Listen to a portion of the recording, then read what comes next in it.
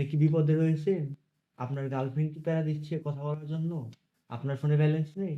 তাহলে সমস্যা কি? আপনার ফ্রেন্ডের থেকে টাকা ট্রান্সফার করে নেন। এটা খুব সহজ। আমি আপনাদের দেখিয়ে দিচ্ছি। So let's go. ভাই আমার গ্রামীণ ফোন আছে, আমি গ্রামীণ ফোন দিয়ে ট্রান্সফার করে দেখাচ্ছি। বাট ভিডিও শেষে আপনারা যদি অন্য ইউজার হয়ে থাকেন, সে কোডগুলো আমি আমার ভিডিওর শেষে একটা স্ক্রিনশট মেরে দেখিয়ে দিই। তো আমি আমার গ্রামীণ ফোনে ব্যালেন্স ট্রান্সফার করছি। সো ট্রান্সফার করার জন্য ডায়াল করতে হবে *121*500#। এখানে ক্লিক করতে হবে। ক্লিক করার পর আপনাদের প্রথম অবস্থায় রেজিস্ট্রেশন করা থাকবে না। অন ক্লিক করে রেজিস্ট্রেশন কমপ্লিট করে নিবেন এবং কমপ্লিট করার পরে আপনাদের একটা পিন কোড দিবে। তো ওই পিন কোডটাই ব্যালেন্স ট্রান্সফার করার সময় ইউজ করা লাগবে। সো ওটা আমি আপনাদের দেখিয়ে দিচ্ছি না। আমারটা সেট আপ করা আছে, আমি ব্যালেন্স ট্রান্সফার করে দেখিয়ে দিচ্ছি। সো আপনারা ব্যালেন্স ট্রান্সফার টুতে ক্লিক করবেন। ক্লিক করার পর যে নাম্বারে ট্রান্সফার করবেন ওই নাম্বারটা আপনারা লিখবেন, লিখে সেন্ড অপশনে ক্লিক করবেন।